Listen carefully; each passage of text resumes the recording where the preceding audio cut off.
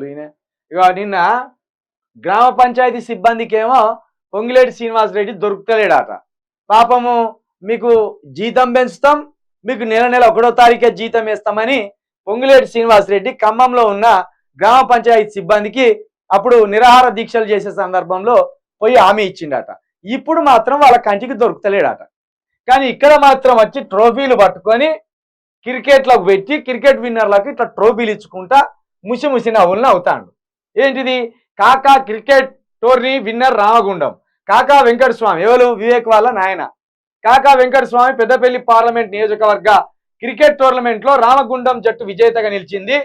Hyderabad LB స్టేడియంలో శనివారం జరిగిన ఫైనల్లో రామగుండం 4 వికెట్ల తేడాతో చెన్నూరు జట్టుపై విజయం సాధించింది. బహుమతుల ప్రధానోత్సవానికి మంత్రులు పొంగిలేటి శ్రీనివాసరెడ్డి, పొన్నం ప్రభాకర్ ముఖ్య అతిథులుగా హాజరయ్యారు. చెన్నూరు ఎమ్మెల్యే వివేక్ వెంకటస్వామి, బెల్లంపల్లి ఎమ్మెల్యే గడ్డం వినోద్ అన్నదమ్ములు.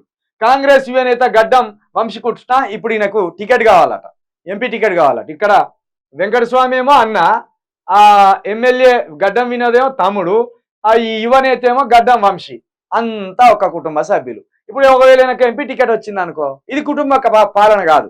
ఓన్లీ కేసీఆర్ కుటుంబంలో కవిత, హరీష్ రావు, సంతోష్ రావు, కేటీఆర్ వీళ్ళు మాత్రమే కుటుంబ పాలన అవుతుంది. ఇది కుటుంబ పాలన కాదు, ఇది మంచి పాలన, సంసారుల పాలన ఇది.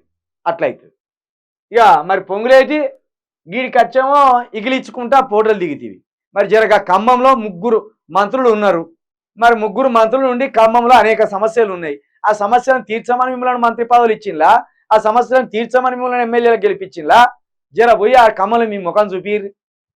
3 నెలలకే దొరుకుతలేదంటే ఇక 5 సంవత్సరాల వరకు దొరుకుతారా?